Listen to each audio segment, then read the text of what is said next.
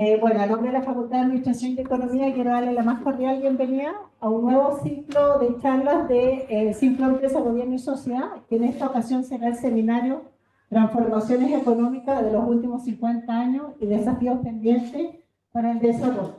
Quiero dejar con ustedes al decano de la Facultad de Administración y Economía, profesor Mauricio Villena, que les va a dirigir unas palabras.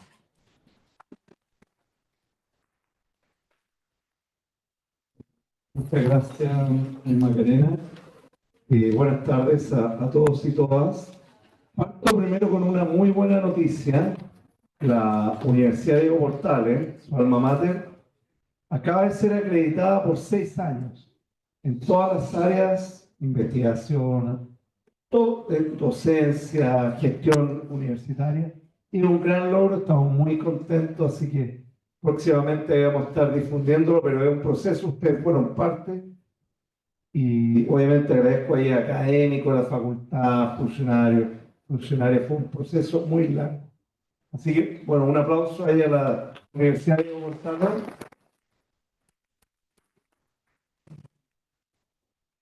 Bueno, fíjense que hoy día es un seminario que nosotros teníamos pensado desde hace ya un tiempo con Juan Bravo, el director del Observatorio del Contexto Económico, y con Andrés Sáenz, que justamente hoy tiene clase en el centro, no puede estar hoy día con nosotros. Yo aprovecho a agradecer esta iniciativa, pero la idea era juntar a dos economistas, economic historians, economistas que se dedican también a la historia económica de Chile.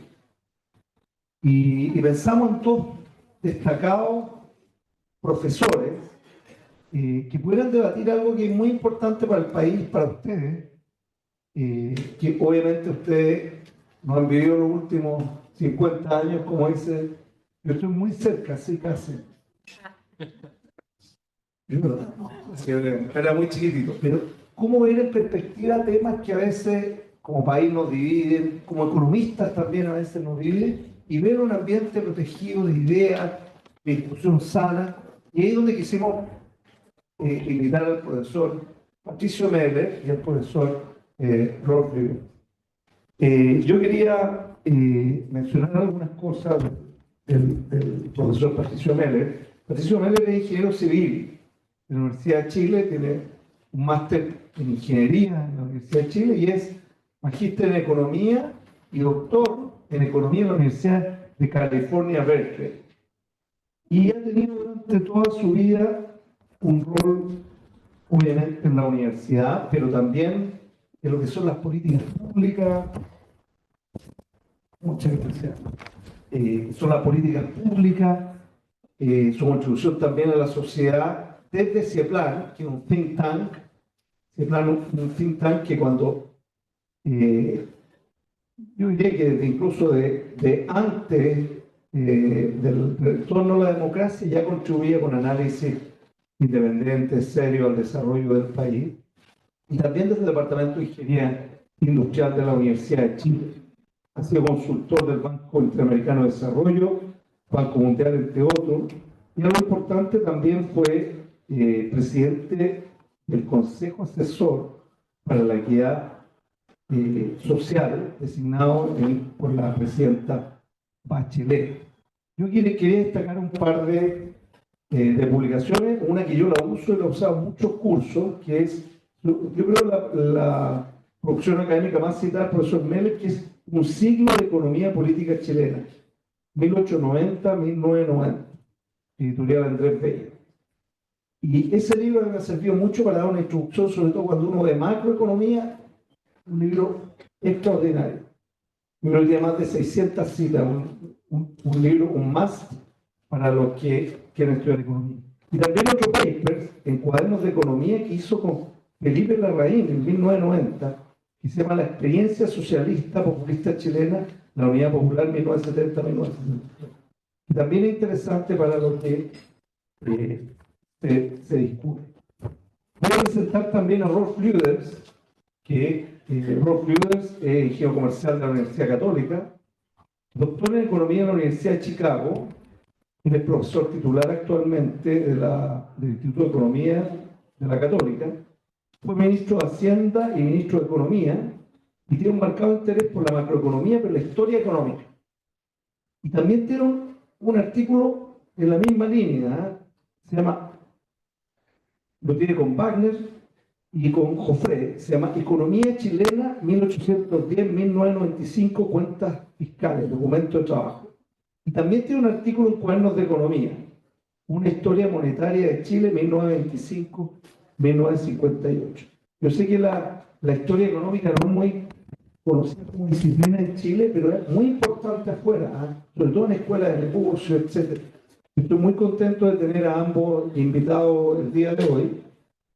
Vamos a tener una presentación del profesor Meller y del profesor Lüders, y después la economista del Observatorio del Contexto Económico, Valentina Pablaza, que está acá, va a moderar una discusión donde, para ver preguntas, ustedes siéntanse libres también de preguntar, de participar, que es justamente eso, un tema bien controversial, que hay distintas miradas, y eso es lo bonito de la academia, que permite también discutir dentro de un ambiente protegido como debe ser la universidad. Así que por favor yo los convino a preguntar, participar, profesores, alumnos, y agradezco nuevamente ahí al profesor Patricio Meller por venir. Muchas gracias.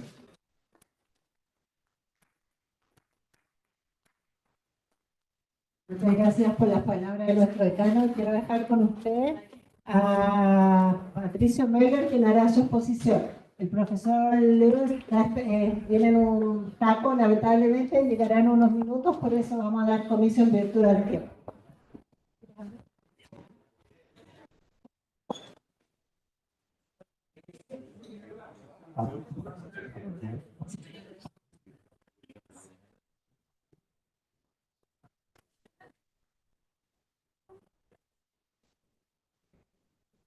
¿Aló? ¿Se escucha?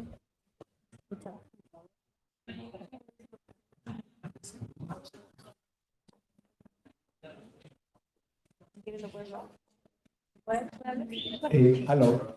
¿Se escuchan? Bien. Ok, buenas tardes. Gracias por la invitación, decano. Un gusto estar aquí en la UDP. Somos vecinos. Yo estoy en Ingeniería Industrial de la Chile y somos vecinos por allá en República, en ese sector.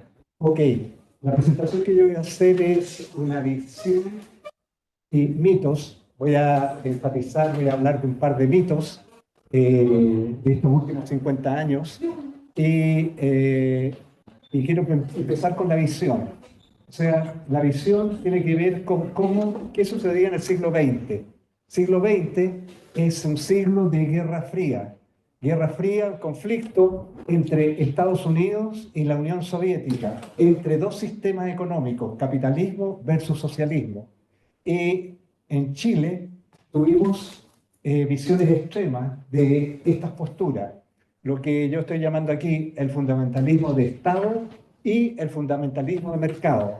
Voy a explicarle muy rápidamente estos fundamentalismos y le voy a decir por qué parto por ahí, o sea, para dar el marco en el cual se da la discusión en Chile en los últimos más de 50 años. Hablemos primero del fundamentalismo de Estado. Este fundamentalismo de Estado que pasa en la época de la Unidad Popular, durante el gobierno del presidente Allende de 1970 a 1973. ¿Cuáles son las características? Es que cree de que todo lo tiene que hacer el Estado y nada el mercado. ¿Y cuál era el diagnóstico que se hacía en aquel entonces? El diagnóstico es que la economía chilena es monopólica, monoexportadora y en manos de extranjeros, oligárquica, con latifundistas, con grandes extensiones de terreno y capitalista. Y las empresas privadas invierten poco, eso es lo que genera lento crecimiento y hay muchas fallas del mercado, lo que genera precios que están distorsionados. Entonces, dado esto, ¿cuál es la solución? En este enfoque, en que el Estado toma el control de la actividad económica vía estatización y nacionalización. El Estado puede planificar y guiar el desarrollo económico y esto genera un incremento de los excedentes y este incremento de los excedentes genera incremento en la inversión y al haber más inversión hay más crecimiento. ¿Ok? El fundamentalismo de mercado es una vuelta en 180, en un giro, en 180 grados con respecto al planteamiento anterior, en que es todo mercado, nada Estado. ¿Y cuál es el planteamiento en este caso? El diagnóstico es que, ¿cuál es el problema que tiene Chile? La forma como se plantea, que el Estado chileno se cree de Robin Hood y para cumplir su rol distributivo, entonces manipula las variables económicas centrales. ¿Y cuáles son estas? Los precios, controles de precios, la tasa de interés y el tipo de cambio. ¿Ok? Esas son las variables centrales en economía. Y al mismo tiempo aumenta la burocracia estatal del sector público y crea empresas estatales que por definición en este enfoque son ineficientes. El Estado adquiere un poder discrecional y el éxito de toda actividad productiva en este esquema, según los Chicago Boys, que son quienes plantean este diagnóstico, la actividad productiva privada depende de la conexión política. ¿Ok? ¿Y cuál es la solución? La solución es sacar al Estado totalmente de la economía. Esto es el laissez-faire de Adam Smith de los viejos tiempos del siglo XVIII y lo que implica privatización de las empresas estatales. ¿Y cuáles son las reformas estructurales centrales? Las reformas estructurales centrales consisten en lo que yo llamo la trilogía divina. ¿Y cuál es esta trilogía divina? Mercados libres, liberalización. ¿Dónde tiene que ser? ¿En la parte de abajo?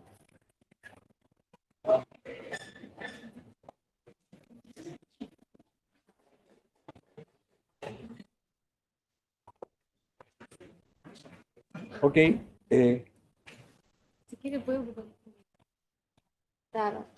La liberalización externa y el tercer elemento, un sector privado totalmente desregulado. ¿Ok? Esta visión dicotómica que le planteaba en esta diapositiva es una visión dicotómica polarizadora de fundamentalismo de Estado versus fundamentalismo de mercado y lamentablemente sigue vigente hoy. Los dos extremos, extrema derecha, extrema izquierda, siguen pensando que esta es la forma de cómo organizar la economía. ¿Ok? ¿Estamos? Bien. Quiero pasar a continuación a revisar un mito, el que yo llamo el mito 1, que está muy prevaleciente en Chile. Y este mito 1 es el siguiente. Existe el mito de que la dictadura de Pinochet fue muy exitosa en lo económico. Y fue realmente la dictadura de Pinochet una época de crecimiento, prosperidad y bienestar social contrapuesta a un terrible periodo de terror, tortura y represión.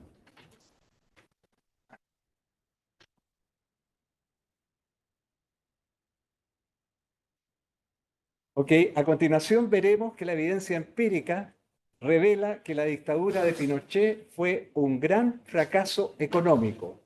Durante 1973 y 1989, Chile experimentó las dos peores recesiones de las cuales hay registro desde la década de 1930.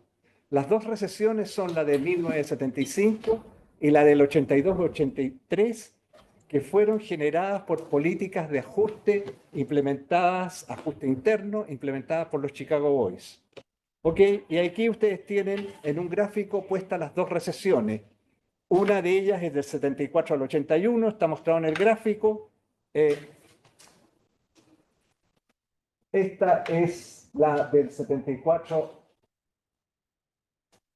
No se ilumina acá. Ok, déjalo no. Y la otra es del 81 al 88. Vean que hay un ajuste de shock de una caída del PIB de menos 14 a menos 16%. Inédito en América Latina, caídas de esa magnitud. ¿Ok? ¿Cuál fue el impacto de la recesión del 82-83? En forma muy esquemática. La otra persona, Rolf Lieders, que interviene acá, fue ministro justo en esa época. ¿Ok? ¿Y qué es lo que experimentó en el año 82? Una caída del PIB del 15%, Quiebras de empresas, quebraron cerca de 1.200 empresas, 3 bancos quebran y los 5 principales bancos de la plaza son intervenidos porque tenían una cartera incobrable que era 3 a 4 veces el patrimonio del banco.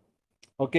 Las reformas económicas que se aplicaron en la década de 1970, la divina trilogía de los precios libres, la liberalización externa, la desregulación del sector privado, generaron el colapso económico del 82 al 83. Para evitar la destrucción total que estaba generando esta divina trilogía del libre mercado, tuvieron que intervenir el Banco Central y el Estado para rescatar al sector productivo y financiero chileno. El gobierno de la Unidad Popular debiera haber contratado a los Chicago Boys para que a través de la revolución monetarista hubiera logrado la total destrucción del sector privado chileno, que es lo que estaba pasando en el 82. ¿Ok? Una comparación económica de la dictadura de Pinochet y 3 gobiernos de la concertación para tener una similar duración en años. Y lo que tenemos ahí, periodo 73-89, 1990-2005, crecimiento económico del 73-89, 2,9% anual, el 90 al 2005, 5,6% crecimiento anual, y crecimiento del consumo privado per cápita, que a mi juicio es uno de los mejores indicadores qué pasa con el bienestar económico. Lo que está consumiendo per cápita en promedio los chilenos, 1,4% durante la dictadura, 4,5% después de la vuelta de la democracia, y los crecimientos del gasto social en salud y educación por habitante prácticamente estancados durante la dictadura y más del 6% durante los primeros 15, 16 años de la democracia. ¿Ok?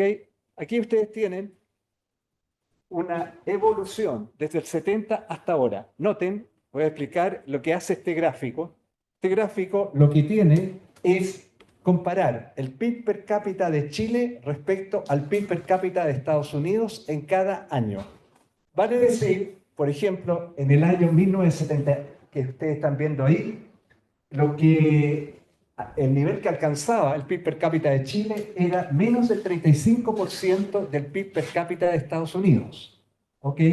El 73 llega al 30% y luego, y vámonos hacia el 2022, estamos viendo el 2022, el PIB per cápita de Chile se está aproximando a la mitad del PIB per cápita de Estados Unidos. Esa es la forma como funciona este gráfico, y este gráfico está en dólares constantes internacionales de 1990, y ustedes ven, y ahí les puse 1990, y todo esto aparece con una flecha.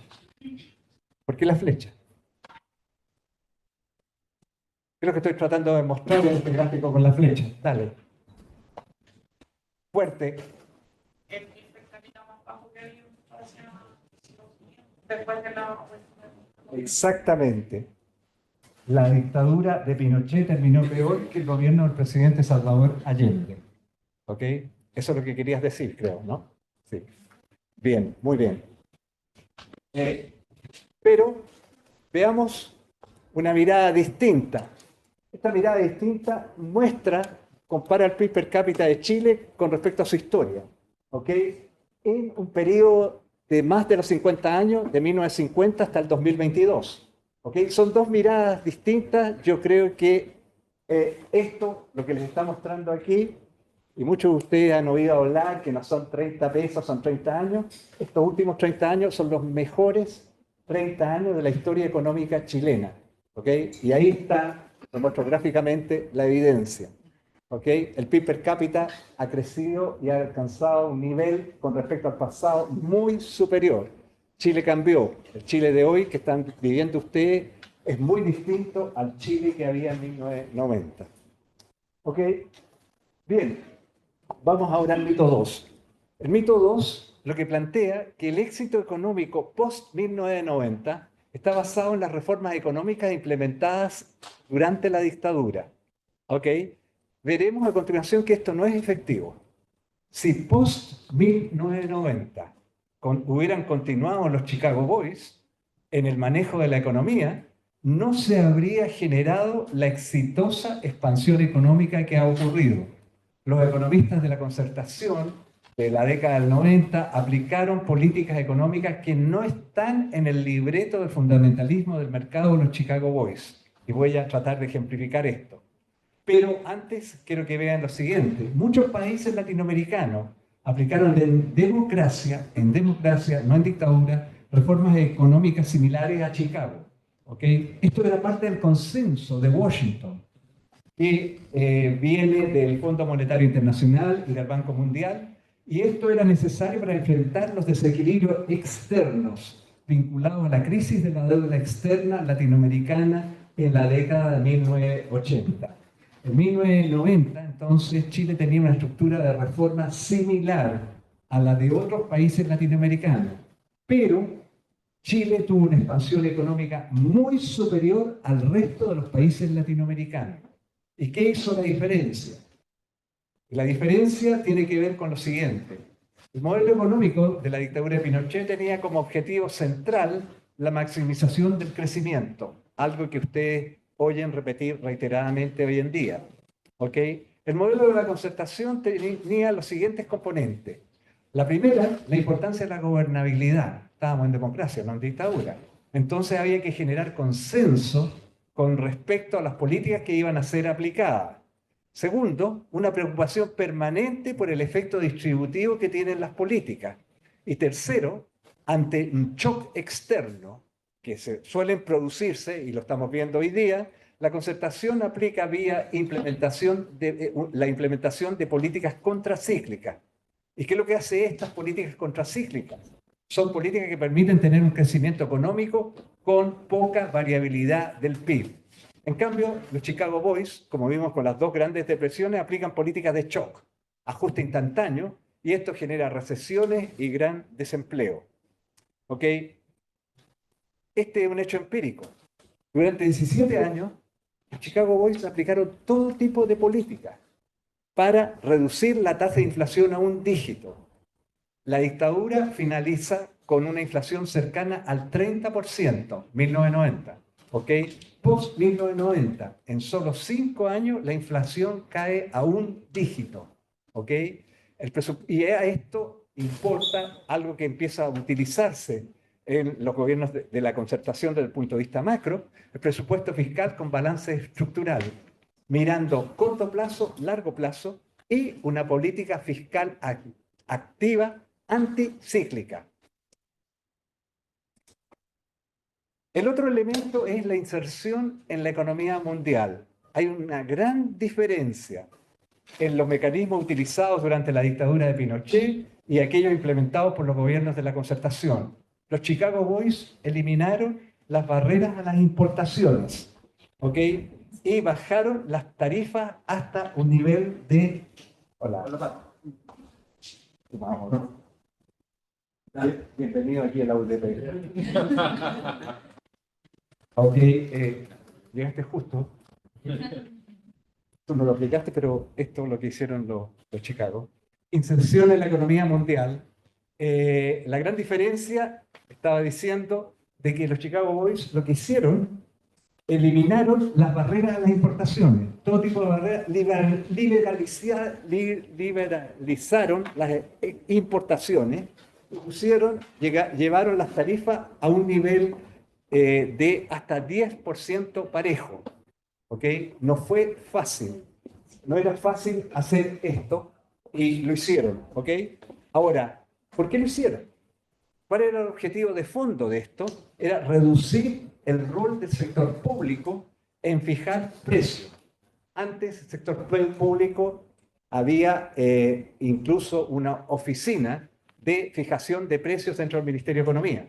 Entonces, no quería que el sector público tuviera la posibilidad de fijar precios dentro de la economía. Y para eso, abrir la economía y que prevalecieran los precios relativos, que pongo ahí P sub I, P sub J, con asterisco, internacionales de la economía mundial como ancla externa de los precios relativos de la economía, y los precios relativos son los que se utilizan para la asignación de recursos.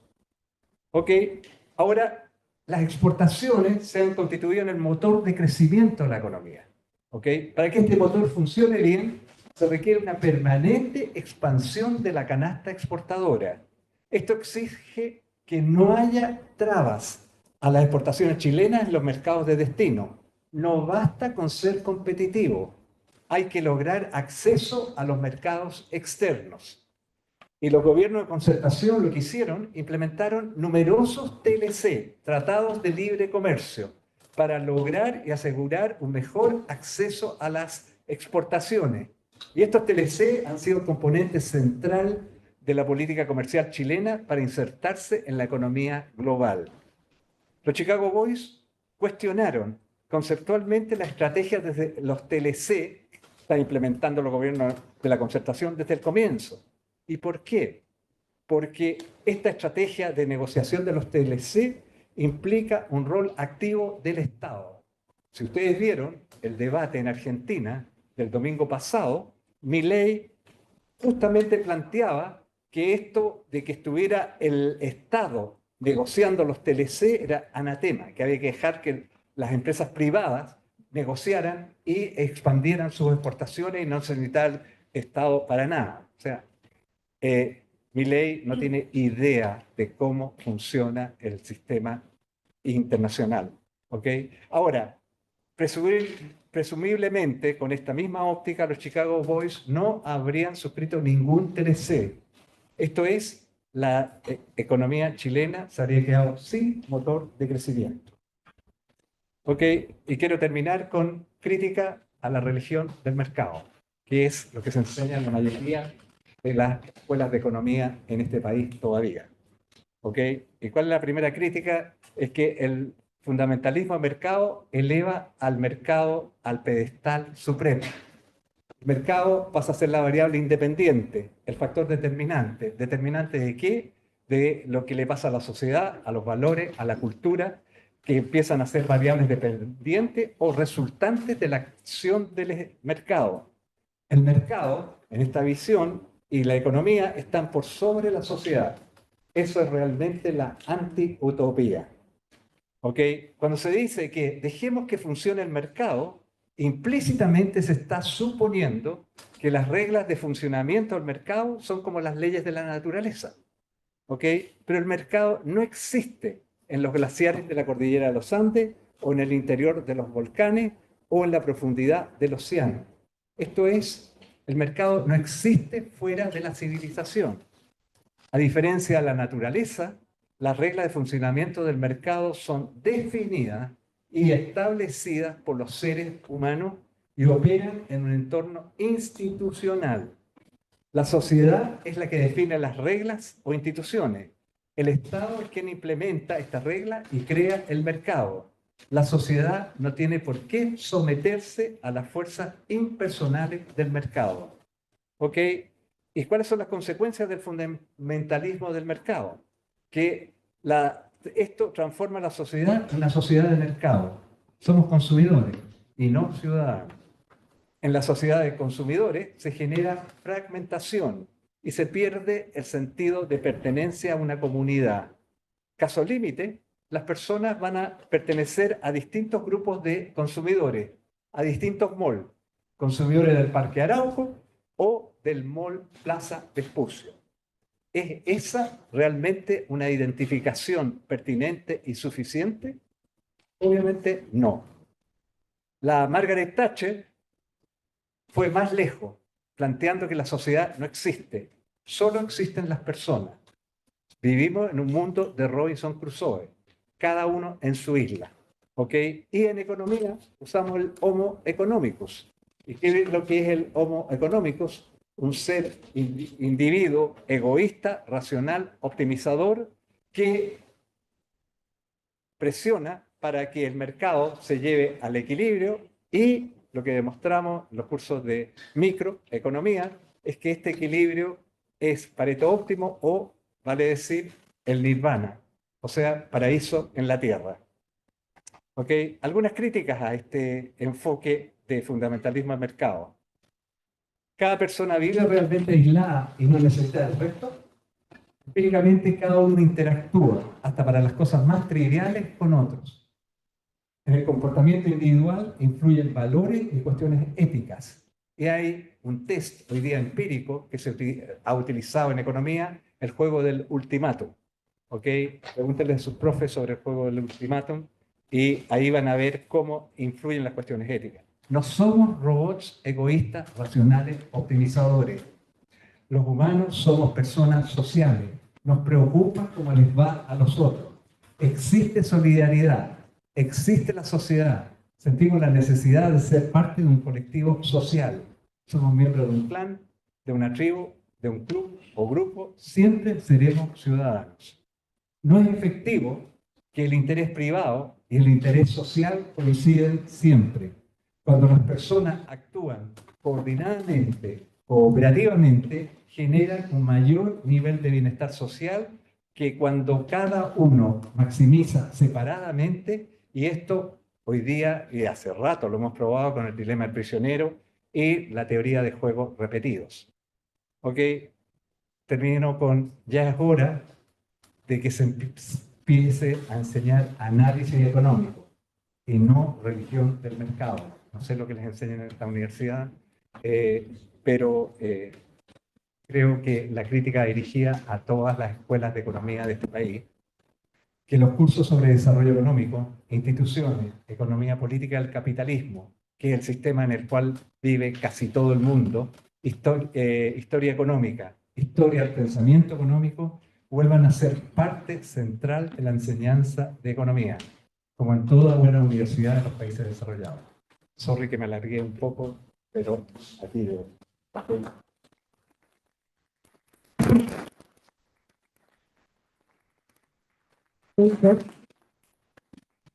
Muchas gracias, don Patricio. Quiero, antes de que empiece la exposición de don Rolf, quiero tomar una foto con el decano, ¿verdad? Ya que tenemos los dos expositores.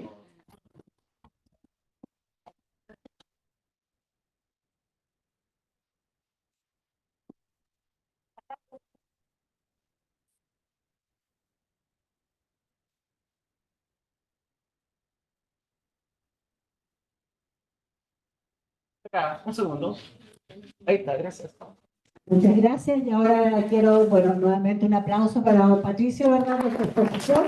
Y ahora conozco con usted a los dos líderes que le damos su exposición.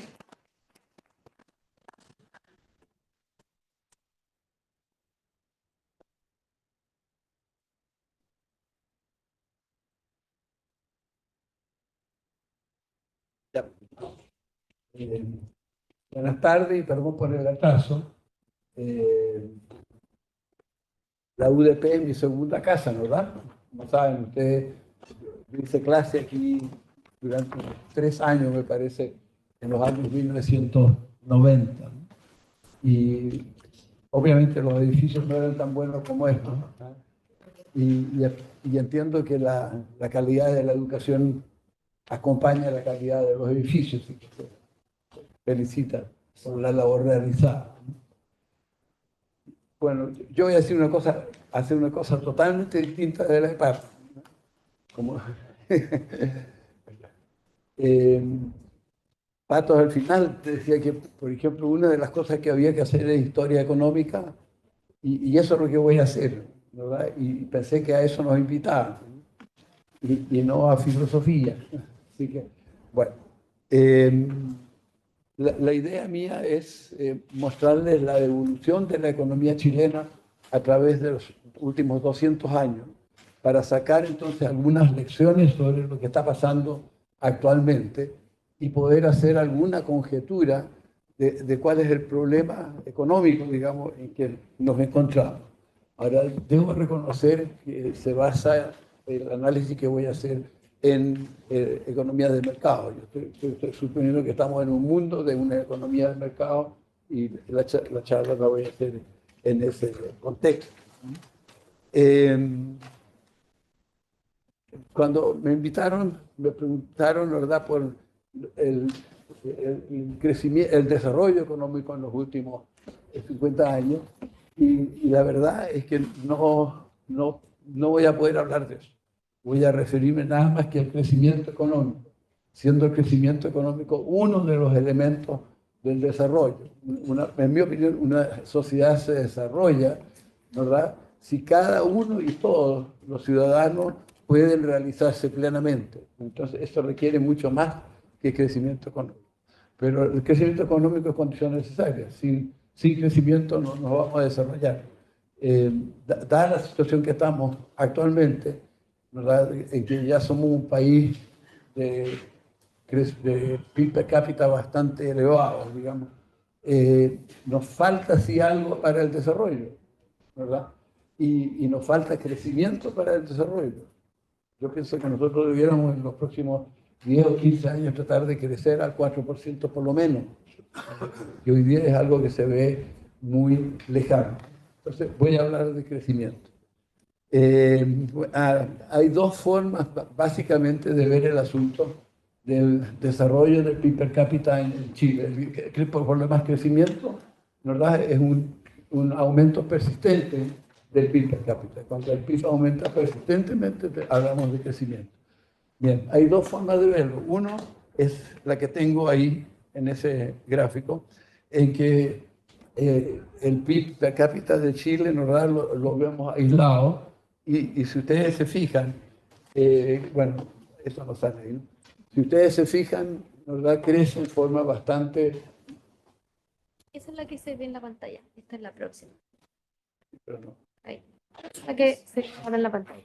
¿Se ve el puntero? Sí, ahí sí. ¿Sí? Ya. Yo no doy vuelta. Ya. Bueno, se fijan, el PIB, este es el logaritmo del PIB per cápita. Y si ustedes se fijan, hemos crecido en forma bastante pareja.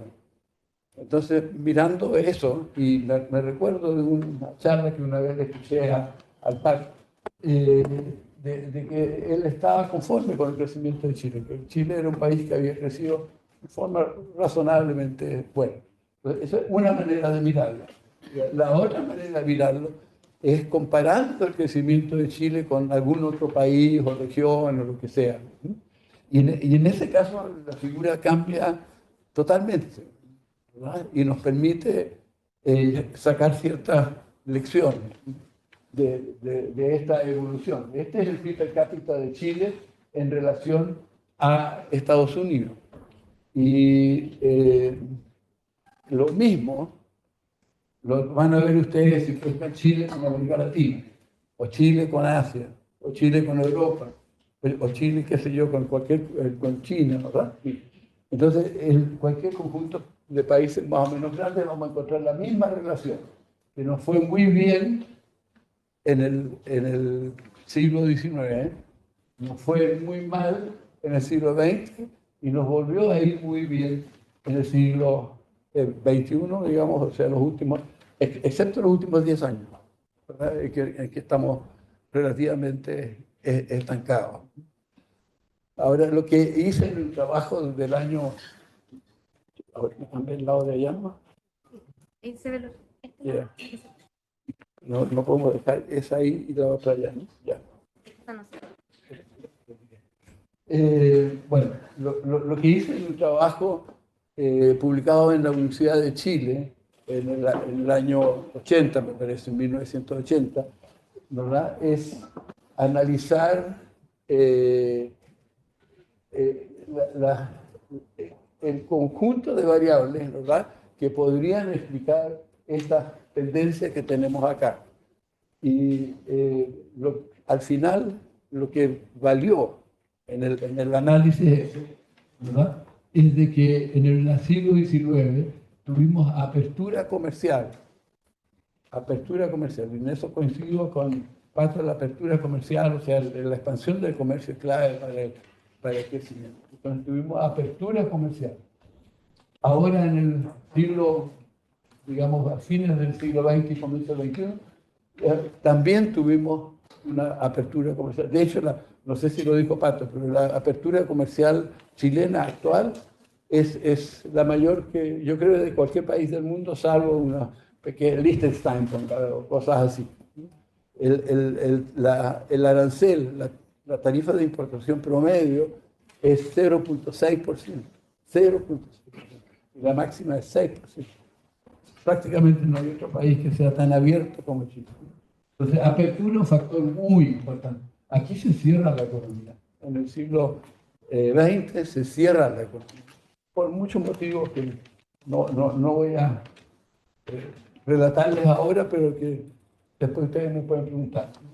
Bueno, entonces, apertura, cierre. Bueno, y rol del Estado. Rol del Estado. En el siglo XIX, ¿verdad? En el siglo XIX, nosotros teníamos un Estado que no intervenía en la economía. No intervenía. Bien. Ahora en el siglo XX, XXI, al final ahí, lo que tenemos es un rol subsidiario del Estado. Y yo en eso discrepo de Pato. El objetivo del Chicago Boys nunca fue minimizar el rol del Estado. El objetivo del Chicago Boys fue eliminar la pobreza, que es otra cosa muy, muy distinta, ¿verdad? Bueno, entonces volviendo al asunto, el rol subsidiario del Estado significa que el Estado interviene en la economía cuando los particulares, digamos, ¿verdad?, no lo hacen, ¿verdad?, para alcanzar el bien común. Entonces, la idea es hay como objetivo último, el bien común, ¿verdad? Y se interviene si es que los mercados, ¿verdad?, no satisfacen ese objetivo final. Un poco distinto de lo que decía Pato.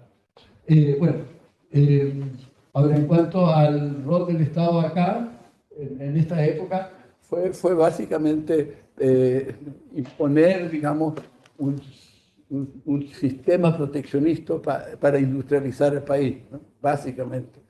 Ahí se intervino fuertemente en la economía para, digamos, industrializar el país, ¿no? Entonces, acuérdense, y esto es estadísticamente significativo, y muy significativo, con respecto a Estados Unidos, el mundo, a la América Latina, qué sé yo, esta forma de la curva es muy, muy fuerte. Fíjense, aquí tenemos el comercio de Chile. Fíjense este salto de acá, en la época, digamos, actual. Hay un aumento brutal de las exportaciones en relación al PIB. Sin embargo, la curva esta tiene la misma forma, ¿no?, de la curva del PIB. Estas inversiones, en que tenemos violetas oscuros las importaciones, digamos, de bienes de capital, y las otras son las otras inversiones que son construcción y cosas de ese tipo. Y vemos la misma curva en realidad. Aquí sube, aquí baja y aquí vuelve a subir, ¿verdad? Y lo mismo pasa con los bienes de capital. Lo que pasa es que al principio no importábamos muchos bienes de capital, pero cuando empezamos a importar bienes de capital, esta cosa se fue a la ruina. Esta es la inflación. La inflación, que puede ser una especie de medida de la capacidad del Estado, ¿verdad?, del manejo del Estado. Y fíjense, cero inflación en el periodo del siglo XIX, una tremenda inflación acá digamos, hacia el final del periodo sustitutivo de importación, al final del periodo, ¿verdad?, de intermedio. Y bueno, luego fíjense, ahora al final, un manejo fantástico de la macroeconomía. Tiene el objetivo es 3%. En realidad el objetivo es entre 2 y 4. ¿Verdad? Esa en realidad es el objetivo, entre 2 y 4. Pero la media de eso es 3, ¿verdad? Entre 2 y 4 es 3. Y fíjense que la inflación en 2 décadas ha sido 3,2. Y en la otra década anterior 10, que ya no es muy alto. Manejo fantástico de la macroeconomía por parte del Estado. Bien. Ahora es interesante, y yo le dedico mucho tiempo a eso en mis trabajos, es interesante ver por qué se producen los quiebres, ¿no? Acá. Porque aquí hay un quiebre. Y íbamos re bien, ¿y por qué no seguimos bien? O acá íbamos re mal porque no seguimos mal, ¿verdad? Y ahora, ¿qué está pasando ahí? Que no. Entonces hay que buscarle las explicaciones. No tengo tiempo para dárselas todas, pero acá está. Entonces el primer quiebre yo se lo atribuyo a la Guerra del Pacífico y sus consecuencias. a la guerra del Pacífico, y no lo voy a expandir esto. El segundo quiebre tiene su crisis por el manejo muy malo de la economía por parte de la Unidad Popular y luego por la crisis financiera, digamos, que afectó todo el mundo. Entonces ahí tuvimos un periodo que eventualmente se tradujo, digamos, en el pronunciamiento militar, la llegada de los Chicago y el cambio de política económica. Bueno, y el tercer quiebre, la pregunta es, ¿vamos a tenerlo o no vamos a tenerlo? ¿Verdad? Vamos a ver. Hay que ver las experiencias. Bien. La conclusión general, ¿verdad?, de esto es que la aplicación de un Estado subsidiario o de un Estado neoclásico, los que no sean economistas, uno puede demostrar algebraicamente, ¿verdad?, que una economía que es de mercado libre, sin intervención alguna, ¿verdad?, conduce a un óptimo de bienestar. Y lo que tiene que hacer el Estado en ese caso solamente es preocuparse de la redistribución. ¿Está bien? Entonces, ahora, ¿qué es lo que pasa? Que hay fallas del mercado, y tiene toda la razón Pastor. Hay fallas del mercado, y ahí se justifica la intervención del gobierno. Entonces, el gobierno tiene que hacer lo que yo les decía antes, tiene que intervenir en aquellos casos, ¿verdad?, en que lo que los particulares hacen no conduce al máximo de bienestar social. Bien. Y ahora, en los Chicago se pusieron como objetivo práctico primordial reducir la pobreza. Y la reducción de la pobreza en Chile ha sido espectacular, absolutamente espectacular. Aquí tienen los datos. Estos son de un historiador económico, Leandro Prado, de la Cosura, español, y estos de acá son los de la CACEN. Pero en ambos casos, ¿verdad?, nosotros éramos pobres como las ratas, éramos pobres, era muy, muy pobres. Y hoy día, en cambio, hay un porcentaje relativamente pequeño de personas pobres.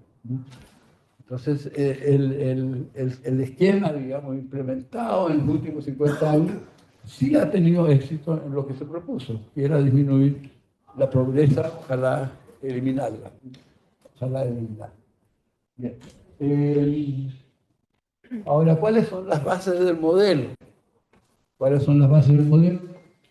Aquí les puse algunas cosas, ¿verdad? En lo político, una democracia representativa, ¿verdad? Para que funcione una economía de mercado, tiene que haber una democracia representativa. Y al revés, para que funcione una democracia representativa, tiene que haber una economía de mercado. El Estado de Derecho, respeto irrestricto a la propiedad privada, eso incluye, digamos, que por la vía de la tributación no se le quiten, ¿verdad?, lo ganado a las personas y a las empresas. Estabilidad de precios, ¿verdad?, una buena política macroeconómica y una regulación sensata que incluye la regulación de los mercados, de la salud, de las pensiones, de la vivienda, en fin, ¿verdad?, de educación, todo eso. Entonces, que haya mercados en esas áreas y que esas áreas sean reguladas sensatamente.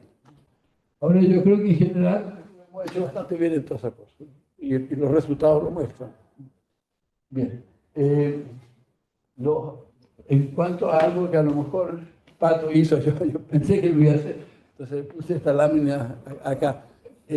Roberto Saller y Esteban Jadrecic, dos economistas muy buenos, hicieron un trabajo para el Fondo Monetario Internacional en que tratan de explicar el éxito de la economía chilena y lo explican por tres cosas, ¿verdad? Por las instituciones, el modelo.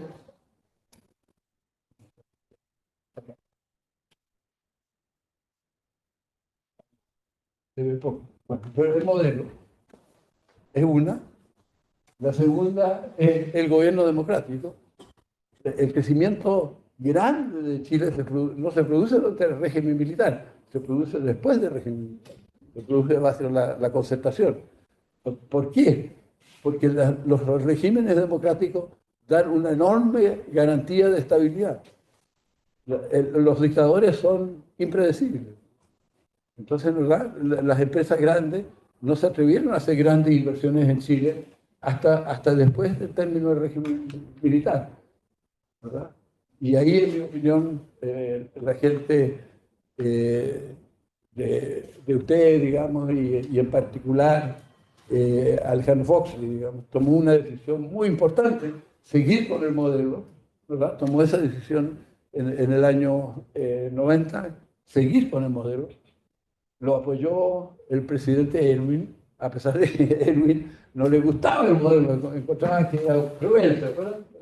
Ustedes eran guaguas, entonces, pero es así, ¿verdad? Entonces, el modelo, el hecho de que pasamos a ser una democracia y finalmente suerte porque tuvimos buen precio de cobre. Entonces fueron estos tres, digamos, orígenes del éxito del modelo y esto medido económicamente, qué sé yo, ¿verdad? Por Sale y Yale. Okay. Sin embargo, un porcentaje muy importante de los chilenos no estuvo de acuerdo, ¿verdad?, con lo que se estaba haciendo. Y de ahí viene el estallido, ¿verdad? Entonces, había descontento. Y hay que tratar de explicarlo. Bueno, escogí tres explicaciones. Una de Sebastián Edwards en un libro que acaba de sacar sobre los Chicago Boys. Otra de Alex Kaiser, de todo lo que escribe y qué sé yo, las conversaciones que yo he tenido con él. Bueno, y finalmente una explicación mía. El Sebastián Edwards lo explica principalmente por la desigualdad y el capitalismo clientista, que significa en el fondo la corrupción empresarial. Entonces, Sebastián dice, ¿verdad? La economía porque no ha estado cayendo en relación al resto del mundo, pero ha estado estable con respecto al resto del mundo.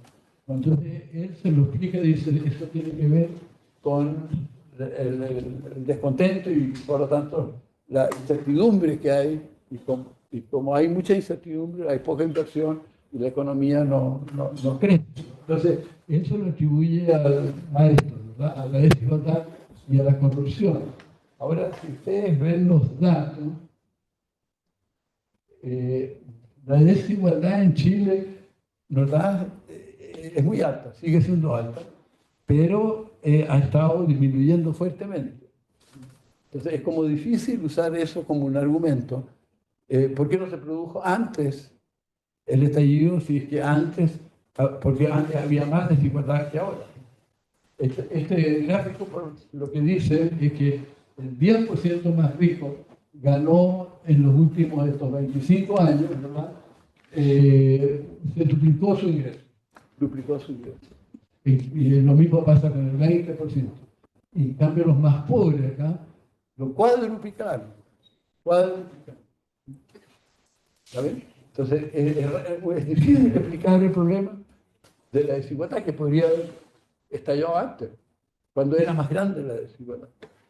Ahora, hay una cosa que es interesante, y en algún artículo lo he expuesto, es de que tú puedes tener una mejora en la distribución del ingreso y, sin embargo, un aumento en los diferenciales absolutos de ingresos.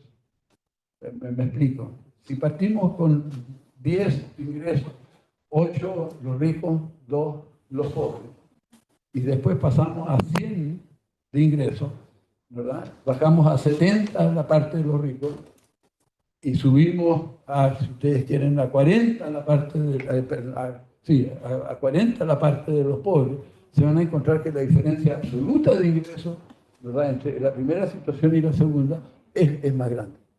Es más grande. Entonces, hoy en día, a pesar de que la distribución del ingreso ha mejorado, nos hemos hecho más iguales, digamos, Sin embargo, las diferencias absolutas aumentaron. O sea, ahí puede haber algo de problema. Esta es la distribución de ingresos en Chile a través de la historia, porque mucha gente dice, los Chicago son los culpables, ¿verdad?, de la desigualdad, nada que ver. ¿Verdad? Chile ha sido siempre desigual, ¿verdad? Esta es la tesis de Rodríguez, usted es historiador económico, y muestra, ¿verdad?, que la distribución del ingreso sube y baja, pero siempre, casi siempre se mantiene por arriba de 50, de 0.5. De tal manera de que, ¿verdad? Y ahora último algo, bueno, bien último no, ¿verdad? En los últimos 3 años, algo así, volvió a aumentar. Pero ahora último ha ido mejorando la distribución del ingreso.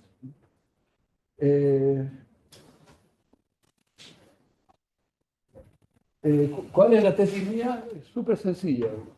Se le prometió a la gente que iba a haber alto crecimiento. Iba a haber alto crecimiento. Y se le prometió que iba a haber meritocracia. O sea, que aquí la persona que trabaja más y estudia más, que se iba a recibir mayor ingreso, ¿verdad? Y eso no sucedió. Eso no sucedió, ¿verdad? La meritocracia funcionó más o menos y el crecimiento, ¿verdad?, se desapareció prácticamente. Bueno, entonces, ¿qué es lo que pasó? Que la gente que esperaba que hubiese un crecimiento muy alto se endeudó en base a eso. Cuando no hubo crecimiento y por lo tanto los salarios no aumentaron, ahí se fueron contra el modelo, ¿verdad? Porque el modelo no le estaba respondiendo a lo que ellos pensaban que podía responder. Ok. Eso es. Bueno, esas observaciones finales, que Chile ha progresado mucho. Ha progresado. Y hay incertidumbre institucional muy importante. Y eso explica, ¿verdad?, de que no haya inversión. Y si no hay inversión, ¿verdad?, nosotros no vamos a desarrollarnos, no vamos a crecer, ¿verdad? Y vamos a caer en el síndrome de los países pobres si no estamos ahí ya. No sé si saben, el síndrome, ¿verdad?, significa que los países llegan a cierto nivel y ahí se les estanca el progreso. Y eso le pasa a la mayoría de los progresos.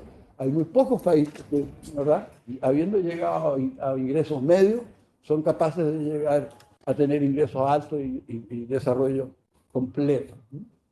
Okay. ¿Cuál es la solución? Bueno, yo digo, es la política y no la económica. No hay que cambiar mucho en el modelo, sino lo que hay que hacer, ¿verdad?, es conseguir un acuerdo que apoye ese modo. Eso. Gracias.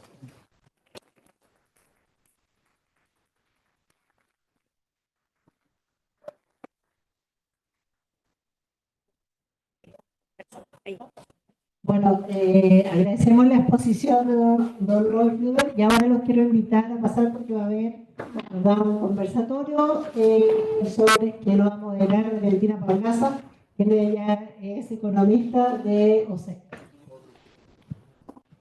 Juntos. ¿Aló? Hola.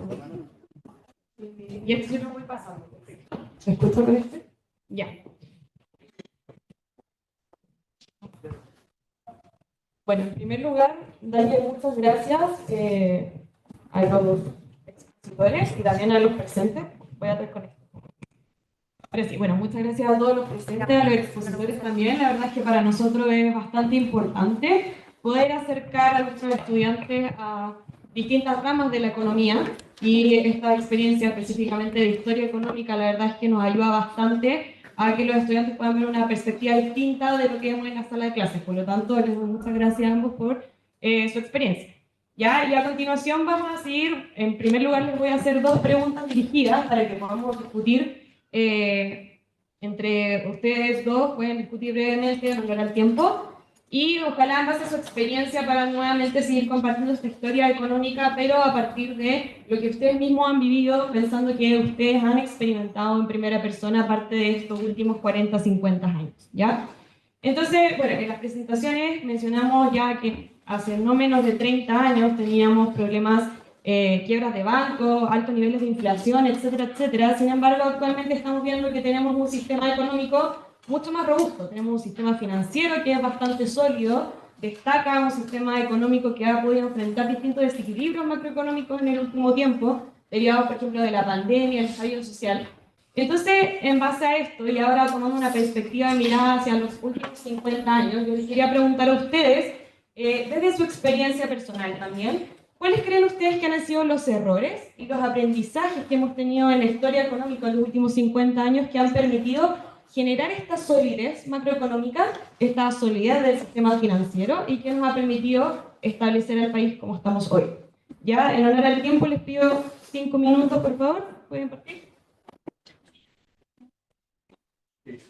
Ok, yo creo que un importante aprendizaje ha sido, tiene que ver con la macro. O sea, nos pusimos serios como país y en general en América Latina, salvo nuestro vecino al lado, y que tenemos problemas con la inflación no te deja hacer nada más que tratar de frenar la inflación. Y los distintos ministros de Hacienda, las opiniones que hemos tenido, tienen algo, a pesar de venir de distintos signos ideológicos, tienen algo en común, que es la responsabilidad macro. O sea, está asociado gobierno irresponsable con aquel que genera un alto déficit fiscal. Y la preocupación del ministro de Hacienda y la preocupación de la sociedad es de que no puede el Estado gastar más del ingreso que recibe, que recauda. ¿Okay? Eso está internalizado hasta, yo diría, 1980, 1990, teníamos 100 años con inflación seguidos y ahora estamos con un objetivo de inflación de largo plazo, que la inflación se mueve entre 2 y 4%. Ahora, dicho esto, la estabilidad macro es condición necesaria, pero no suficiente para crecer. Y menos para crecer en el siglo XXI. O sea, en realidad, ¿cómo crecen los países? O sea, cómo crecían antes, muy distinto a cómo crecen ahora. Siglo XXI es lo central hoy en día, y esto a nivel empresarial, es el rol que juega la innovación. Empresa que no innova, desaparece el mercado. O sea, la competencia hoy día, siglo XXI, entre las empresas de este mundo global en el cual estamos, no es vía precios más bajos, es vía quién innova más. Y el ejemplo clásico es el computador personal. El computador personal sustituyó a la máquina de escribir. Y la sustituyó no porque el computador personal fuera más barato, mucho más caro, pero eso es lo que Schumpeter, el gran economista del siglo pasado, porque es el economista del siglo XXI, es destrucción creativa. ¿Okay? La innovación vía esta creación de nuevos productos elimina del mercado a antiguos productos, que no es vía precio, es vía innovación. Y ahí es donde tenemos un problema grave en Chile. O sea, ¿cuánto se innova en Chile? Ahora, ¿qué hay que hacer para ser innovador? Para ser innovador, ¿y quiénes tienen que innovar? En el mundo capitalista en el cual vivimos hoy día, ¿quiénes compiten? Compiten las empresas. Y las que tienen que llevar el eje o la responsabilidad central respecto a la innovación son las empresas. Si las empresas no innovan, este país no va a crecer. Y para innovar hay que invertir en innovación, en investigación y desarrollo. Los números lo que muestran es que siempre estamos concentrados en cuánto se gasta en investigación y desarrollo en este país, y a nivel global se dice que se gasta 0,4% del PIB. Y que ya hubo un presidente antes que la meta iba a ser llegar al 1% del PIB, no se ha cumplido. Seguimos con 0,4% del PIB. Pero, ¿cuánto innovan en promedio los países desarrollados? Sobre el 2% del PIB, y los más adelantados están en 4% del PIB, como Corea e Israel. ¿Okay? Entonces, pero ese indicador, a mí, en mi opinión, no revela el diferencial de gasto en innovación que hay en los países. Lo que importa es cuánto gastan por trabajador las empresas privadas. Y en Chile, las empresas privadas gastan $40 por trabajador y en Corea gastan $1.600 por trabajador. ¿Ok? Si la diferencia es 40 veces, ¿qué chance tiene de competir una empresa chilena con una empresa coreana en el mismo rubro? Siempre miramos el ingreso per cápita como un indicador de a dónde queremos llegar. Pero la verdad que el ingreso per cápita no mide el diferencial de creatividad, de creación, de empresa, por ejemplo, siguiendo con Corea y Chile. ¿Qué es lo que tiene Corea? Y todos lo estamos viendo, una empresa como Samsung. ¿Ok? Lo que tienen ¿y qué es lo que hace Samsung? Samsung, vía los teléfonos celulares, va a competir con quienes inventaron los celulares en Estados Unidos y desplazándolos del mercado. Y a nivel mundial, y entonces la pregunta es, ¿cuándo Chile va a tener una empresa del tipo Samsung? ¿No va a tomar 10 años? ¿100 años? ¿1000 años? Y es ahí donde está fallando el sistema de crecimiento nuestro. ¿Cuántos creativos tenemos en este país? Y esto tiene que ver, parte de lo poco que gastan las empresas, con lo que está pasando con la metodología de enseñanza. Y la metodología de enseñanza, no solo a nivel de educación básica y media, sino también a nivel universitario. ¿Cómo es la metodología de enseñanza que estamos aplicando a nivel escolar? Y yo creo que también a nivel universitario. ¿Ok? Se basa en memoria, repetición y resolución de problemas conocidos. Esa es la esencia. ¿Ok? Pero hoy día en el siglo XXI, eso funcionaba para el siglo XX. Siglo XXI, con los grandes innovaciones, cambios tecnológicos que hay, y estos grandes cambios tecnológicos, la incorporación de la tecnología moderna, representa más del 50% de la tasa de crecimiento de un país. ¿Ok? Y en este siglo XXI, el problema de fondo no es resolver problemas conocidos, sino resolver problemas desconocidos. ¿Y dónde se enseña eso? ¿Y cómo se enseña a resolver problemas desconocidos? Y si en los países desarrollados ya están con esta preocupación hace rato, están partiendo pre-kinder. ¿Ok? Noten dónde están. Y nosotros tengo dudas en qué tipo de disciplina se está enseñando creatividad y pensamiento crítico. Son las bases para entrar a tratar de resolver problemas desconocidos.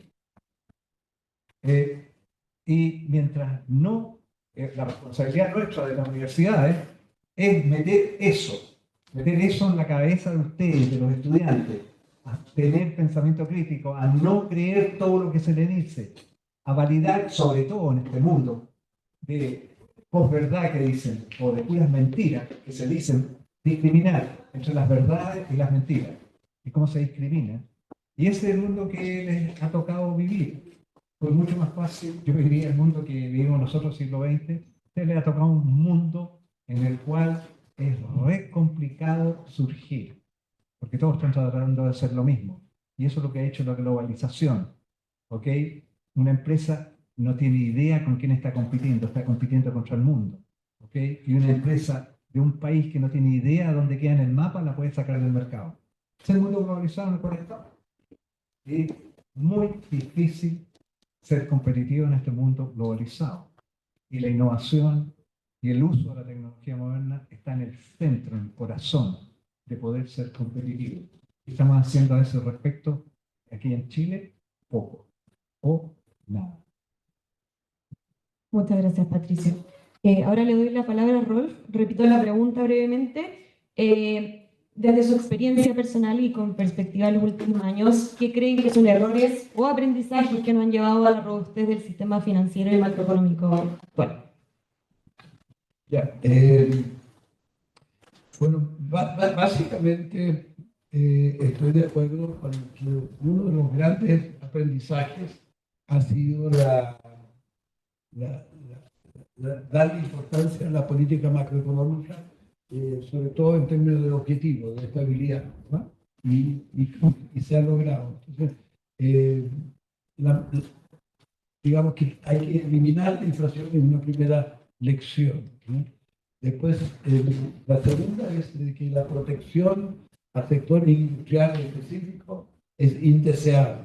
Si uno analiza, porque lo que vimos, si uno analiza lo que pasó en el siglo XIX, en el XX y ahora en el XXI, ¿verdad? Una de las lecciones clarísimas es de que la protección no es deseable. Y la tercera es una de que el Estado falla y también los privados fallan, ¿verdad? Entonces, cuando fallan los privados, el Estado tiene que de alguna manera tratar de corregir eso, ¿no? De intervenir. Y para eso se necesita de un Estado pequeño, pero muy efectivo, ¿verdad? Muy efectivo, muy honesto también, ¿no? Muy honesto. Ahora, un comentario con lo que puedo hacerlo, ¿no? Con respecto a lo que decía Patricia. Yo no creo que sea necesario, ¿verdad?, de que nosotros seamos muy líderes tecnológicos para que seamos desarrollados en absoluto, ¿verdad? O sea, nosotros podemos importar la tecnología. Hoy en día, entre otras cosas, ¿verdad?, hay ventas de tecnología. Y les voy a dar dos países de ejemplo. Uno es Irlanda. Irlanda era igual que todos los demás países de Europa. Cambió su política económica, ¡cha!, ¿verdad? Pasó a ser un país que hoy día tiene un PIB per cápita casi el doble del promedio de la OECD. Bueno, y otro es Estonia.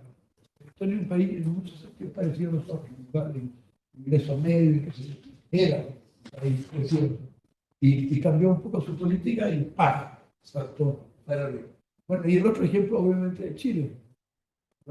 Nosotros teníamos la misma educación y la misma tecnología y qué sé yo, en el 74 que en el 90 o en el 95. Y crecimos, como yo, se hablaba del milagro chileno. Entonces, no es necesario.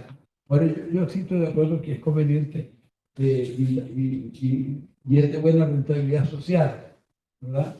Aumentar la cantidad de la educación chilena. Ahí se podría hacer un esfuerzo adicional y yo creo que eso sirve. Pero de que la educación que tenemos o el conocimiento tecnológico que tenemos, qué sé yo, vaya a ser una restricción para que nosotros podamos crecer y desarrollarnos para. Bueno, muchas gracias. Ahora, la segunda pregunta ya es mirando a la actualidad y con perspectiva hacia el futuro. Me gustaría saber desde su opinión si es que les gustaría mencionar alguna política pública específica o un conjunto de políticas públicas que ustedes creen que está o bien contribuyendo o bien entorpeciendo un desarrollo sostenible para el país. Sí, yo el análisis que hago de para dar la respuesta es uso la cuestión de solo, de crecimiento de solo, ¿no? Y que es lo que sostiene, ¿verdad?, que el PIB de un país en función del capital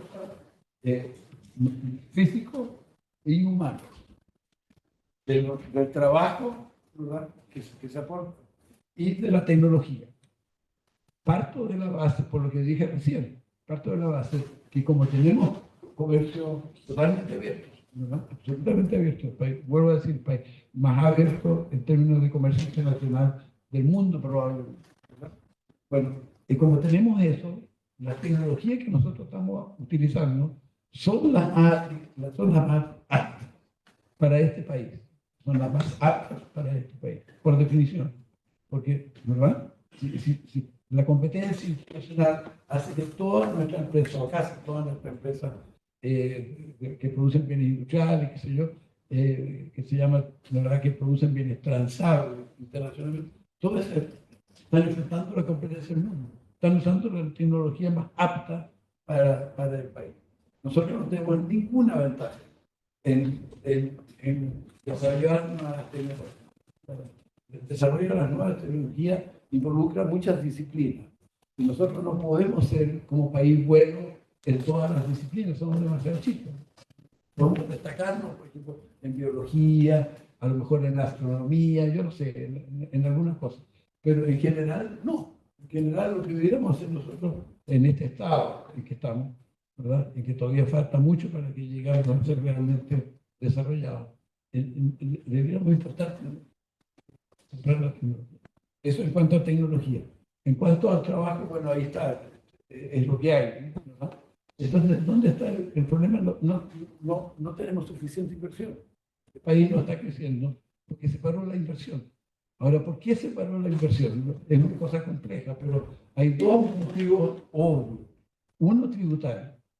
Nosotros hace 5 años atrás o algo así hicimos una reforma tributaria en que nos terminamos con lo que se conoce como el FUR, pero en el fondo.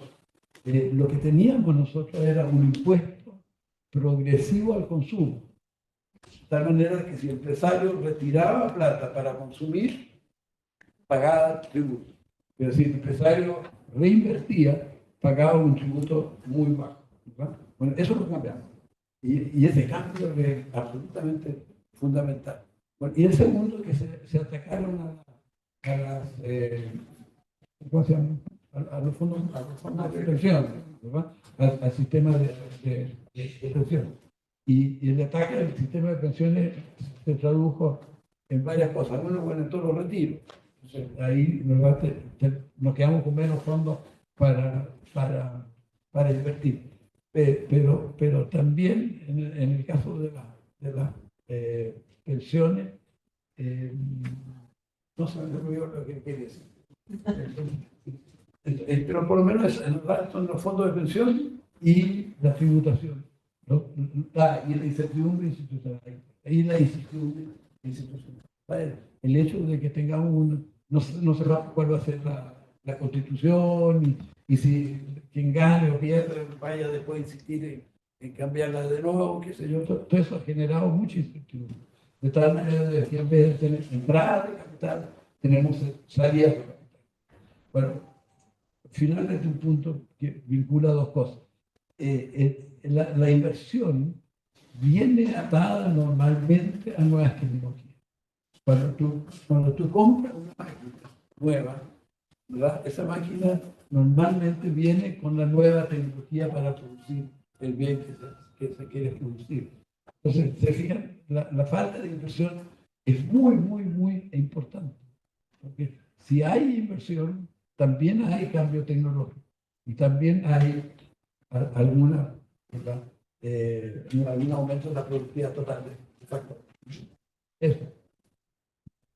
Muchas gracias. Patricio. Sí, yo creo que la primera cuestión, y aquí obviamente hay una diferencia importante entre lo que ha planteado Rolf y lo que voy a plantear yo, tiene que ver con la distribución de ingresos. O sea, el problema distributivo, genera inestabilidad. O sea, lo que está detrás del estallido es el problema distributivo. ¿Y cómo han resuelto los países más avanzados el problema distributivo? Lo resuelven a través del estado de bienestar. ¿Y qué es lo que implica el estado de bienestar? Aquí Rolf decía, bueno, que necesita un rol de estado mínimo. Pero uno mira el tamaño del estado en los países más desarrollados y no está hablando de estados mínimos.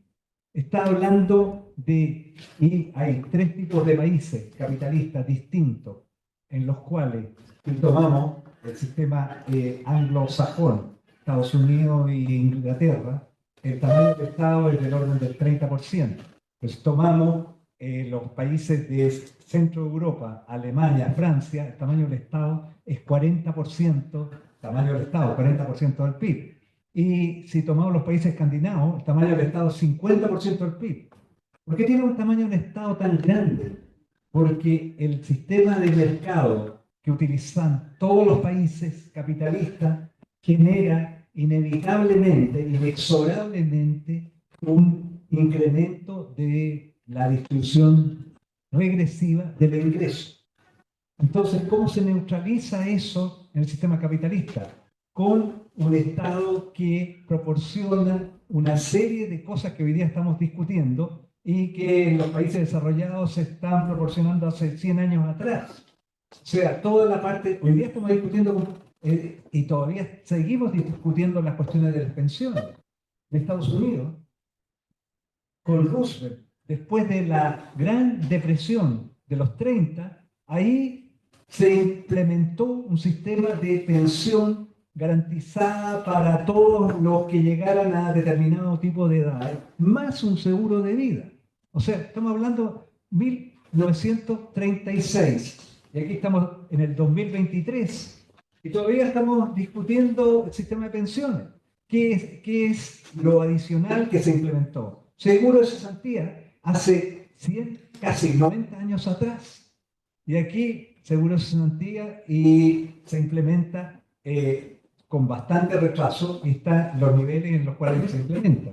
O sea, los países más desarrollados tienen estado de bienestar, tienen un tamaño de estado bastante más grande que el que tenemos acá para resolver el problema distributivo de los diferenciales de ingresos que hay entre los grupos más ricos y más bajos. ¿Ok?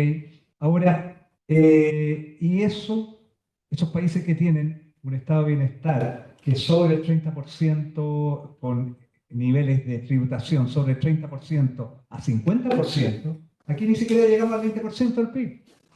Ni siquiera estamos en el 20% del PIB. ¿Ok? Y el sistema de recaudación tributaria que tenemos es regresivo. O sea, el IVA, todo el mundo tiene que pagar 19% y representa, incluso a nivel de consumo, los grupos de más bajo ingreso, que son los que más consumen, están pagando 19%. ¿Cuánto estamos pagando en promedio? Los grupos que estamos en el del 20% más rico para arriba. ¿Estamos pagando 19% o no estamos pagando? Entonces, ¿y cuánto el nivel que representa la tributación privada en este país comparado con los de la OECD?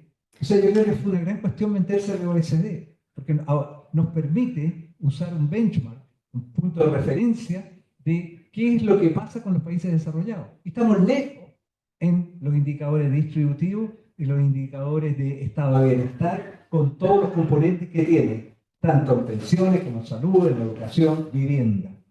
Les sugiero que vean un artículo del Fondo Monetario Internacional de marzo del año pasado, en que muestra cuánto gastan, cómo incrementó el gasto del Estado, o sea, cómo es el tamaño del Estado, cómo ha aumentado el tamaño del Estado en los países más desarrollados a través de todo el siglo XX hasta ahora. La otra cuestión que yo creo que es importante tiene que ver con lo que plantea Rolf diciendo, ¿para qué vamos a innovar? Todo lo podemos importar. ¿Qué es lo que hacen los países asiáticos? Los países asiáticos, la lógica de los países asiáticos es que, ok, miran, copian, o sea, tiene 3 etapas distintas. Y que son las etapas que hoy día todos los países que están en la punta quieren seguir en la punta y quieren llegar ahí. Los países asiáticos, ¿por qué se distanciaron de nosotros? Porque la primera cosa que hicieron, copiaron. ¿Okay? Copiaron lo que hacían los países desarrollados, pero con una lógica. En la primera etapa, vamos a copiar, pero hay que copiar bien y a menor costo que los países más desarrollados que están generando la innovación. La segunda etapa fue paradojal, en que copiaban y la copia iba a superar al original. La copia mejor que la original. Y eso es como hemos visto lo que hicieron los japoneses. Los japoneses copiaron a los norteamericanos, los inventores de los autos, y los hicieron mejor que los norteamericanos, los llevaron a producir dentro del mercado norteamericano, compitiendo con los autos norteamericanos y desplazándolos dentro del mercado norteamericano porque eran de mejor calidad. ¿Ok? Porque por algo los gurús de management japoneses fueron los que implementaron la lógica esta del management desde 1990 en adelante de 100% calidad. ¿Cómo funcionaba el sistema norteamericano? 95% calidad y 5% ya falla y lo aplican el sistema rebate, ok, le cambiamos, ok, lo pueden reemplazar. Entonces la lógica esta de cómo llegaron los asiáticos, ¿Cómo llegó Corea? Si Corea tenía un tercio del ingreso per cápita de Chile después de la Segunda Guerra de Corea en 1960. Y hoy día nosotros estamos más de un tercio por debajo del ingreso per cápita de Corea. ¿Cómo lo hizo? Un país que estaba destrozado con la guerra interna que tuvieron en la década del 50. Y lo hizo con que en la tercera etapa, después que copian, y la copia es mejor que la original, dicen, ok, ahora la forma que tenemos que hacer es ser originales, producir productos nuevos, mejores que los que existen y variando la calidad de los productos. Siglo XXI de eso se trata. Lo que funcionó en el siglo XX, que es lo que describe Rolf, eso ya no funciona para el siglo XXI.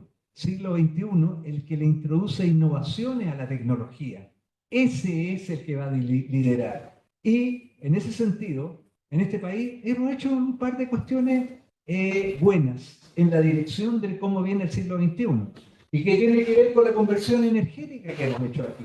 ¿Okay? La transformación por energías renovables. Y tenemos la suerte de tener ventajas comparativas en el norte con energía solar y en el sur con energía eólica.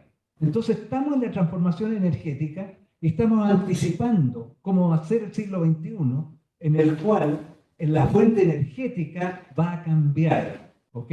Y va a cambiar en la dirección en la cual nos estamos dando cuenta de que seguir de la misma forma estamos destruyendo la vida en el planeta. El planeta Tierra no se va a destruir, no va a desaparecer, pero sí va a desaparecer la vida dentro del planeta. Y de eso se trata, ¿ok? Si todos nos damos cuenta que queremos seguir vivos en el siglo XXI dentro de este planeta, va a haber que cambiar la fuente energética central que seguimos haciendo y Chile está anticipando y moviéndose en esa dirección y yo creo que está tratando de generar ventajas comparativas en el futuro. Ahora, lo que la Angela Merkel planteó, y esto va totalmente en la dirección contraria a lo que tú decías, Rolf, de que cómo vamos a dejar esto. Ella inventó el concepto de la cuarta revolución industrial. Vamos a dejar que las plataformas tecnológicas, que Amazon, que Apple, que Microsoft, que Google, se apoderen de la industrialización alemana.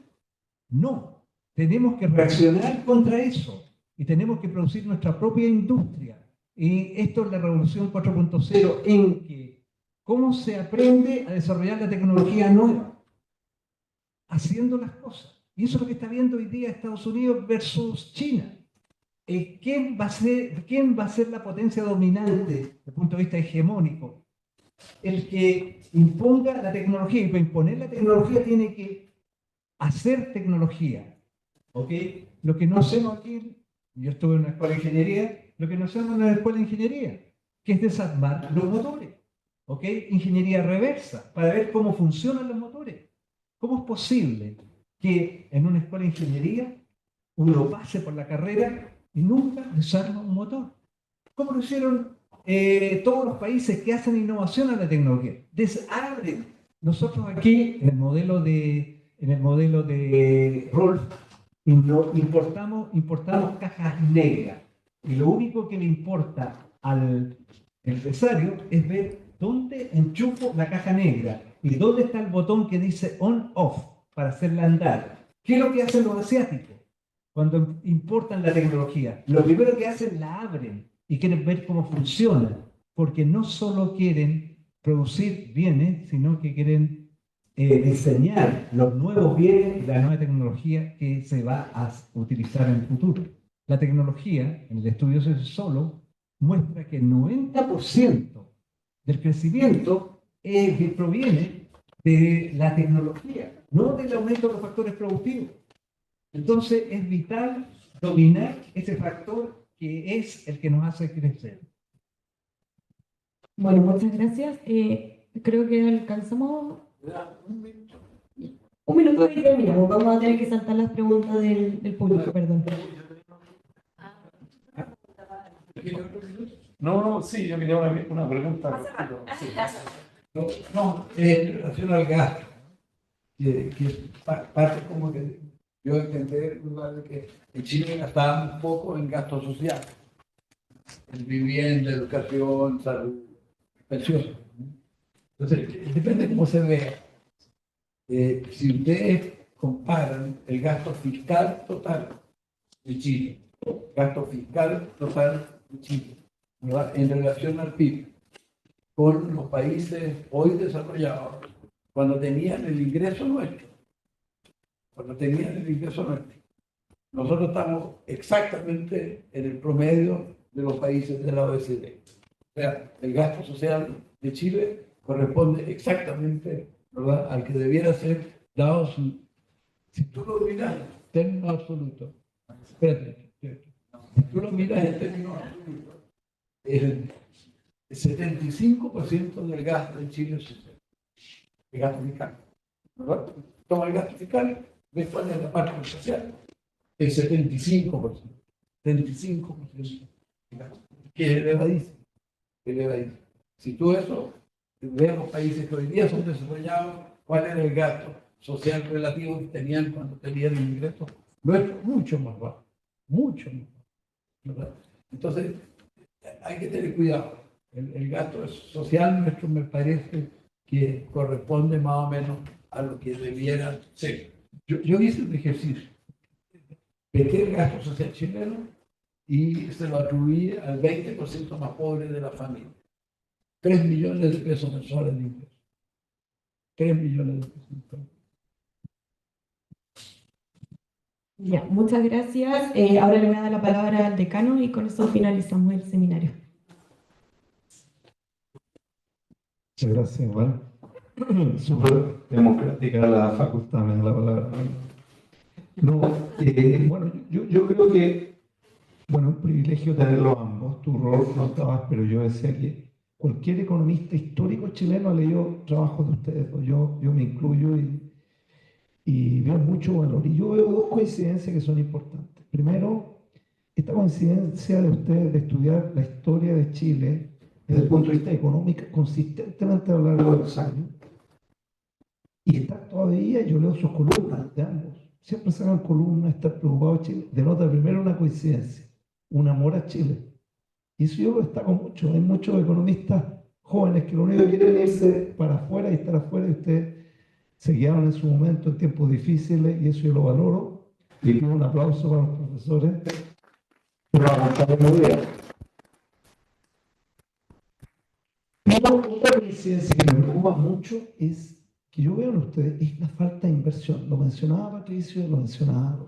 Y a mí me preocupa mucho. Nosotros esperamos todo la normalización de la política monetaria el próximo año, pero con un crecimiento todavía paupérrimo, con un gasto fiscal todavía elevado. Entonces, si ustedes se ponen dentro de lo que es posible en los zapatos de Mario Marcel, ¿qué consejo darían? Que está en su mano, obviamente terminar con incertidumbre política, no necesariamente. ¿Qué consejo, incluso táctico, para mejorar las proyecciones de inversión a usted se le ocurre? Yo lo pienso seriamente, o sea, obviamente uno dice, oye, ya, ministro de Hacienda, todo poderoso. No, no es todo poderoso, no sabes tú. El pacto fiscal sigue con eso. ¿Cómo potenciar tácticamente de su perspectiva como gobierno la inversión?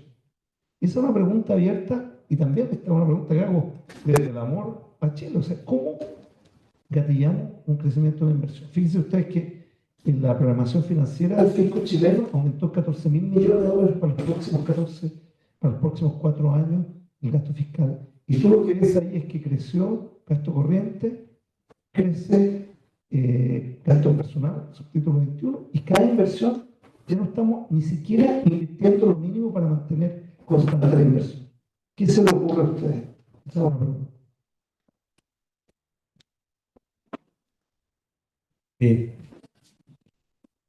En primer lugar, yo cuestiono la idea esta de que se pueda reducir la incertidumbre económica.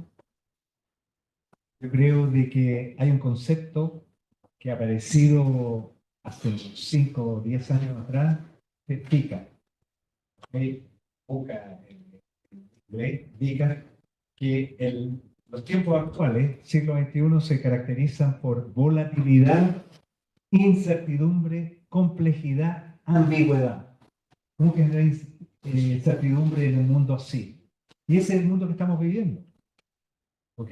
Entonces, ¿cómo dar certeza a, y sobre todo, en un rubro como inversión, que inviertes hoy día y vas a alcanzar la tasa de retorno que esperaba en 5 años más o 10 años más? Imposible. Entonces, eso lo veo como problemático.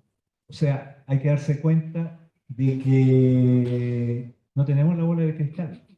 Y no solo no tenemos la bola de cristal, yo le planteo, si estuviéramos en 1990, posicionémonos en 1990, ¿alguien anticiparía que se iba a inventar el Internet?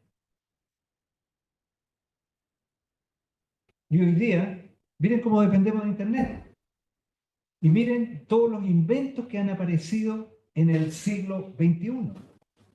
Alguien decía y alguien escribía de que en realidad hacía el quiebre, de que habría que dividir el mundo desde 2007 para adelante y 2007 para atrás. ¿Y por qué el 2007? Porque el 2007 Steve Jobs viene y aparece con el celular. Y miren lo que ha hecho el celular. Miren cómo ha cambiado todo el mundo el celular. Todo el mundo anda con celular. ¿Y por qué anda todo el mundo con el celular? O sea, ¿y qué cambio ha introducido el celular en el comportamiento de la gente? Nos ha vuelto más individualista, más narcisista. Todo el mundo se quiere sacar selfies todo el tiempo. ¿Cómo es posible? Y lo que hace el celular, además, es estos plataformas que tenemos hoy día, en que yo encuentro lamentable el hecho que los jóvenes, como ustedes, ¿cuántas horas gastan? Y aquí este es un país en el cual se gastan más horas pegado al celular, pegado a la pantalla, que en cualquier otro país cercano, ¿ok? O país desarrollado. Existe, y aquí tú estás preocupado de la inversión, yo estoy preocupado, ¿cuánto leen ustedes? ¿Ustedes creen que porque leen los antiguos tweets, o Facebook, o Instagram, están leyendo?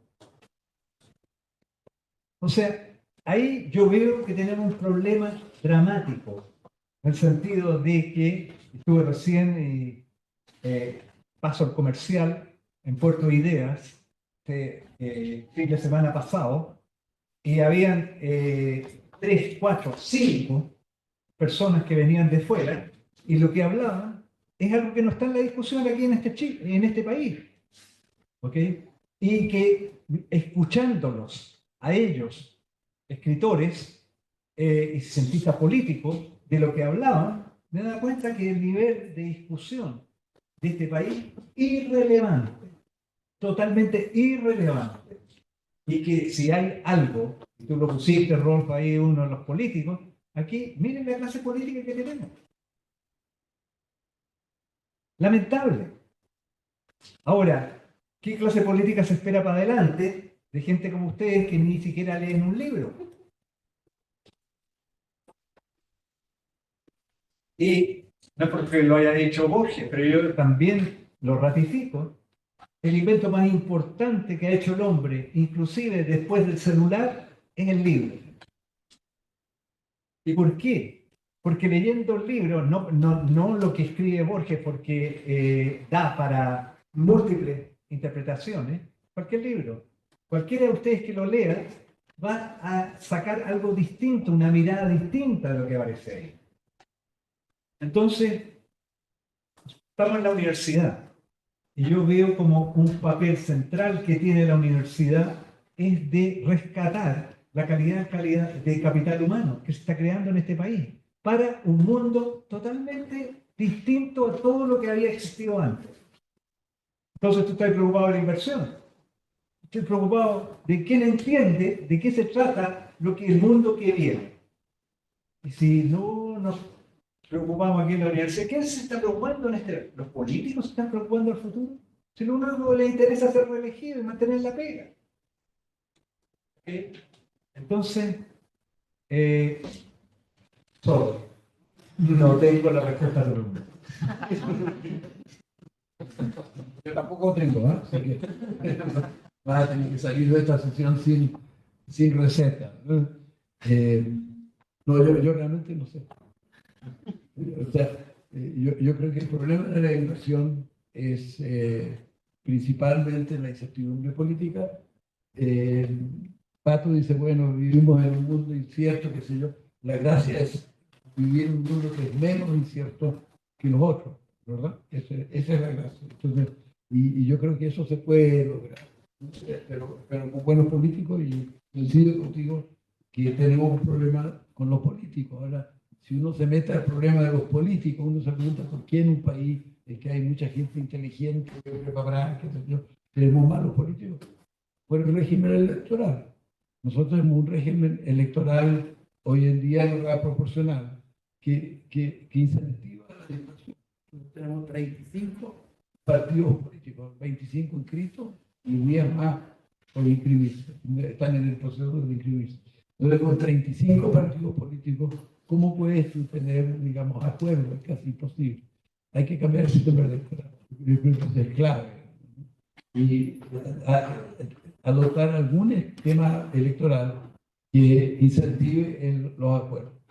¿Verdad? En el pasado tuvimos el binominal, que por desgracia se desprestigió mucho porque se asoció con Pinochet, pero el sistema ese sí tendía hacia los acuerdos, por eso tuvimos la concertación. ¿Sí? Y